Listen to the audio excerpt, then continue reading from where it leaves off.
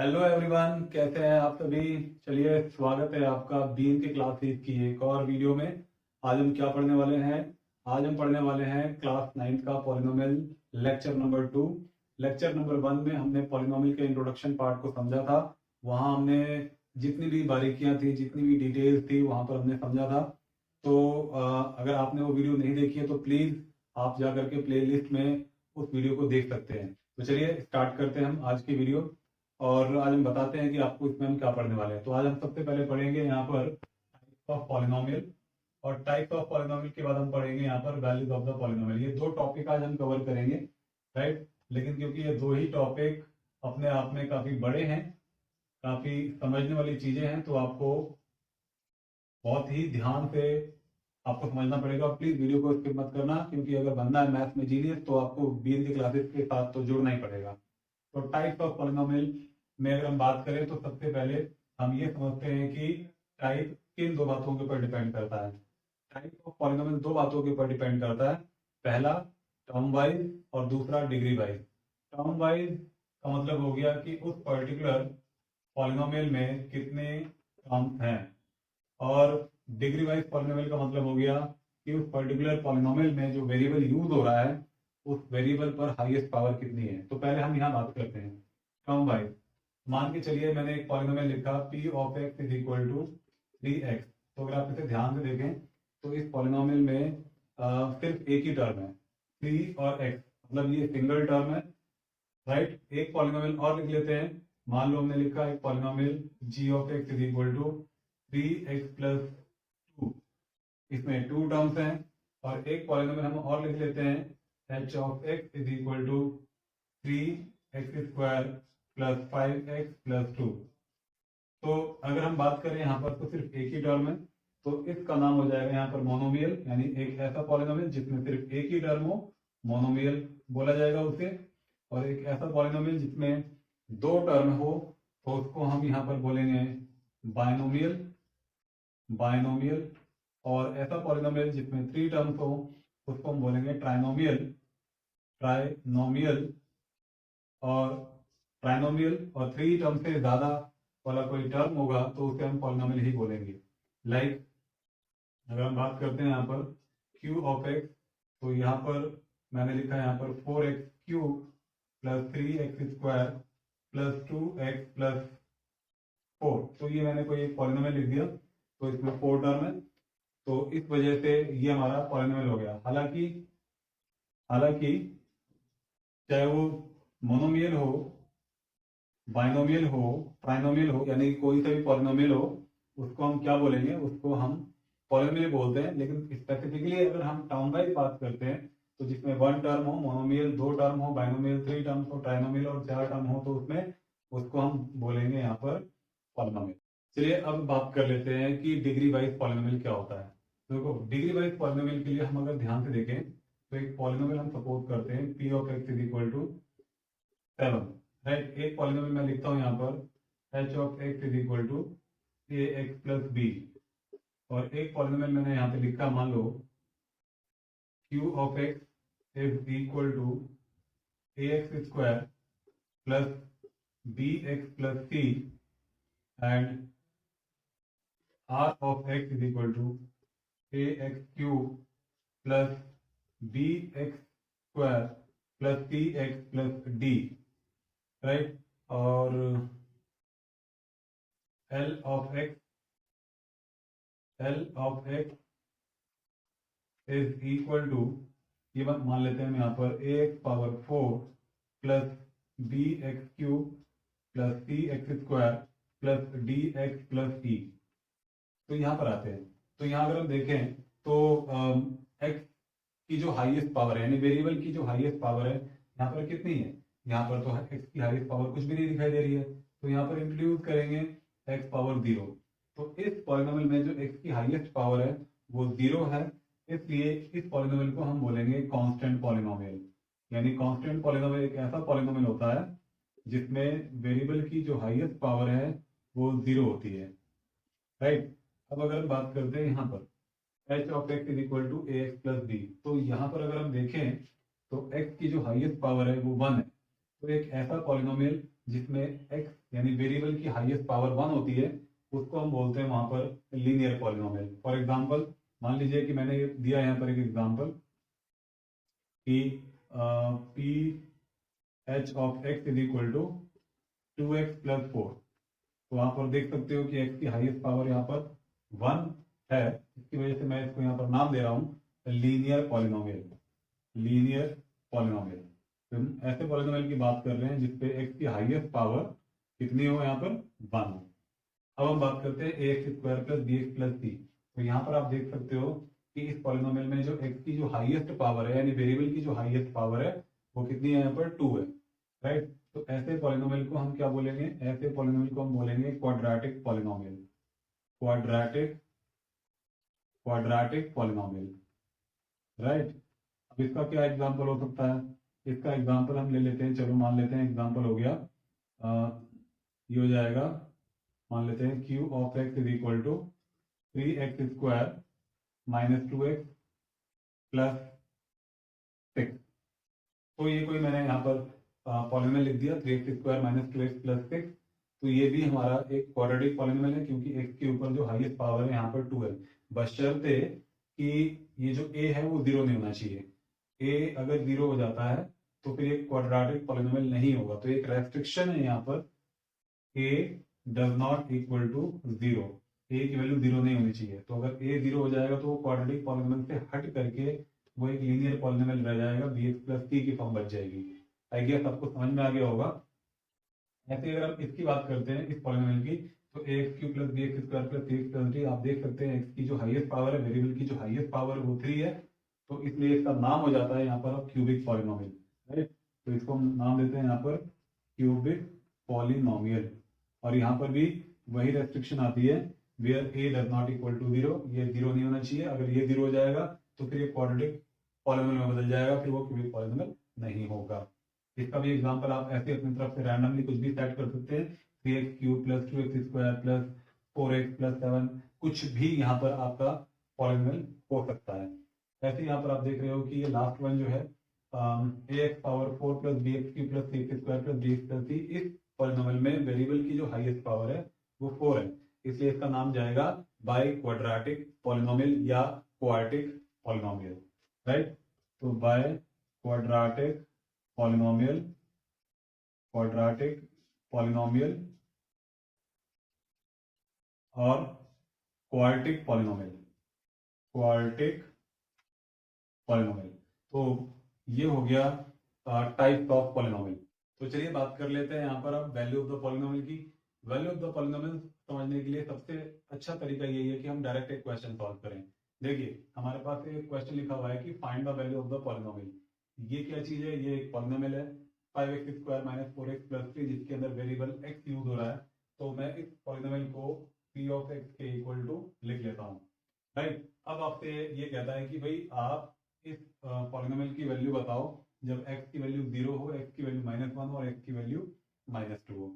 तो इसका मतलब साफ साफ ये हो जाता है कि दिए हुए पॉलिनोमियल में जहां जहां पर हमें x दिखाई दे रहा है वहां पर हम 0, -1 और -2 रख लेंगे और रख करके सिंप्लीफाई कर लेंगे, सिंप्लीफाई करके वैल्यू को निकाल लेंगे, वही हमारा वैल्यू ऑफ द पॉलिनोमियल होगा। तो फटाफट से हम पहले 0 प्लेस कर लेते हैं। तो p ऑफ 0, अब अगर मैंने 0 प्लेस किया तो ये बन जाएगा 5 into 0 square minus 4 into 0 plus 3, right. तो 0 का स्क्वायर कितना हो जाता है, 0 का स्क्वायर 0 हो जाता है, 0 इंटू 5 ये 0 हो गया, -4 इंटू 0 ये भी 0 हो गया, बच गया क्या आपके पास 3। तो इसका मतलब value of the polynomial when x is equal to 0 that is 3। तो यहाँ पर वैल्यू ऑफ द पॉलिनोमियल निकल के आता है 3। Now if we talk about value of the polynomial at x equal to -1, तो इसके लिए क्या करना पड़ेगा, इस x की वैल्यू को यानी कि -1 को हमें रखना पड़ेगा यहाँ पर पॉलिनोमियल में। तो अब हम फिर से प्लेस करके देखते हैं कि हमारी वैल्यू ऑफ द पॉलिनोमियल क्या आता है। Now p of -1 is equal to 5 into -1 whole square minus 4 into -1 plus 3, right. तो ये बन जाता है कितना, -1 का स्क्वायर हो गया +1 into 5 that is +5 and minus minus plus that is +4 and +3। तो 5 plus 4 9, 9 plus 3 is equal to 12। तो अब यहाँ पर हमें वैल्यू ऑफ द पॉलिनोमियल मिल गया कितना, 12, राइट। अब इसी तरीके से हमारे पास कुछ और भी वैल्यू दे रखी है, that is x equal to -2। तो -2 पे निकाल के देख लेते हैं, p of -2 is equal to, तो यहाँ पर हमने x के प्लेस पर -2 प्लेस किया, -2 स्क्वायर -4 इंटू -2 एंड +3, राइट। तो -2 का स्क्वायर कितना बन जाता है, +4, 4 into 5 that is 20 and -4 into -2 minus minus plus 4 to the 8, 8 plus 3, तो 28 प्लस 3 दैट इज 31। तो value of the polynomial at p is equal to -2, मतलब x इज इक्वल टू -2 पर हमारी जो वैल्यू आ रही है पॉलिनोमियल की, दैट इज 31, ठीक है। तो this is the way by which we can find out the value of the polynomial. Hello everybody, अब तक हमने ये समझा कि हम किस तरीके से किसी भी पॉलिनोमियल की वैल्यूज को हम कैसे फाइंड आउट कर सकते हैं, और आज हम सीखते हैं कि किसी भी पॉलिनोमियल के हम जीरोस को कैसे फाइंड आउट करते हैं। लेकिन सबसे पहले हमें ये समझना होगा कि what is the actually zero of the polynomial. तो किसी भी पॉलिनोमियल का जीरो क्या होता है उसे हम एक बार समझ लेते हैं, फिर हम देखेंगे कि किस तरीके से हम किसी भी पॉलिनोमियल के जीरो को हम फाइंड आउट करते हैं। तो जैसे मान लीजिए मैं आपसे कहता हूं कि if x equal to alpha is the zero of a polynomial of f of x, तो इसका क्या मतलब होगा, इसका मतलब हो गया कि ये कोई भी पॉलिनोमियल है fx, और अगर x इक्वल टू अल्फा इसका जीरो है, मीन्स ये जो अल्फा है यानी x की जो वैल्यू है इस पूरे पॉलिनोमियल की वैल्यू को जीरो बना देगी। ऑब्वियसली ये कुछ समझ में नहीं आया होगा, चलिए इसको समझते हैं कि एग्जांपल के थ्रू। मान लीजिए कि हमारे पास कोई एक फंक्शन है या कोई एक पॉलिनोमियल है f of x is equal to ax plus b, right, ax plus b, right. अब अगर मुझे इसका जीरो पता करना है, कि मुझे पता करना है कि एक्चुअल में इसका कौन सी x की वो वैल्यू है जो इसको जीरो बनाएगी, तो इसके लिए मैं क्या करूंगा, f ऑफ x को जीरो के इक्वल टू प्लेस करूंगा, यानी कि जो पॉलिनोमियल गिवन है उसी को मैं जीरो के इक्वल टू प्लेस कर दूंगा। तो यहां से मुझे मिल जाएगा ax plus b is equal to 0, then ax is equal to b को मैं यहां शिफ्ट करता हूं, माइनस b मिलता है, और x की वैल्यू मुझे यहां पे मिल जाती है, यहां पर माइनस का b upon a, mean x is equal to minus b upon a इस पॉलिनोमियल का जीरो है। तो क्या ये x equal to minus b upon a यहां रखने पर पॉलिनोमियल की वैल्यू को जीरो बनाएगा? चेक करके देख लेते हैं। यहां पर अगर हम x के प्लेस पर माइनस बी अपॉन ए को प्लेस करते हैं तो a इंटू एक्स के प्लेस पर हो जाएगा यहां पर माइनस का b अपॉन ए प्लस बी, ए से a कैंसिल आउट हुआ, माइनस बी प्लस बी बचा, अब ये बन गया आपका जीरो। ऑब्वियसली हमने ये चेक कर लिया कि माइनस बी अपॉन ए पर जो ये पॉलिनोमियल की वैल्यू है वो जीरो आ रही है। तो अब हम ये समझ चुके होंगे कि अगर x equal to alpha, x equal to alpha यानी ये अल्फा है, यानी कोई एक वैल्यू है x की, इस वैल्यू पर अगर इस पॉलिनोमियल की वैल्यू अगर जीरो आ जाती है तो ये जो वैल्यू आपने इंसर्ट की है that is actually zero of the polynomial. देखते हैं कि किस तरीके से हम किसी भी पॉलिनोमियल के जीरो को फाइंड आउट करते हैं। इसका कॉन्सेप्ट मैंने आपको बता दिया कि what is actually zero of the polynomial. ये दो सवाल आपके सामने लिखे हुए हैं, इसमें ये पूछा गया है कि find the zero of the polynomial, आप इस पॉलिनोमियल के जीरो को बताएं। एक ये पॉलिनोमियल है और एक ये हमारे पास पॉलिनोमियल है। तो पहले वाले को हम देखते हैं, इसको कोई पॉलिनोमियल सपोज कर लेते हैं, p of x is equal to 3x plus 2। तो जस्ट अभी अभी मैंने आपको बताया कि किसी भी पॉलिनोमियल की वैल्यू अगर जीरो आ जाती है तो उस वैल्यू को हम जो उसके अंदर इंसर्ट कर रहे हैं किसी पॉलिनोमियल के अंदर, वही वैल्यू उस पॉलिनोमियल का जीरो कहलाती है। तो उसी वैल्यू को हम यहाँ पर फाइंड आउट कर रहे हैं। फाइंड करने का प्रोसेस मैंने आपको बताया है कि p ऑफ x को हम जीरो के इक्वल टू रखेंगे, और यहाँ पर आप लिखेंगे 3x plus 2 is equal to 0, then 3x is equal to minus 2 plus 2 इधर शिफ्ट हो गया, and x is equal to minus 2 upon 3। तो ये जो माइनस 2 अपॉन 3 है यही वैल्यू इस पॉलिनोमियल का जीरो है, राइट। अब हम बढ़ते हैं यहाँ पर, इसको देखिए, मान लीजिए ये हमारे पास कोई पॉलिनोमियल है q of x, is equal to x square minus x minus 2। तो ये किस टाइप का पॉलिनोमियल है? This is the quadratic polynomial. आप देख सकते हो इसके ऊपर पावर 2 है, यानी हाईएस्ट डिग्री इसकी 2 है। तो इसका मतलब इस पॉलिनोमियल के 2 जीरो होंगे, यानी कि किसी भी पॉलिनोमियल के ऊपर जितनी पावर होंगी, जितनी हाईएस्ट डिग्री होगी, वेरिएबल की हाईएस्ट डिग्री होगी, उतने ही जीरो यहाँ पर होंगे, राइट।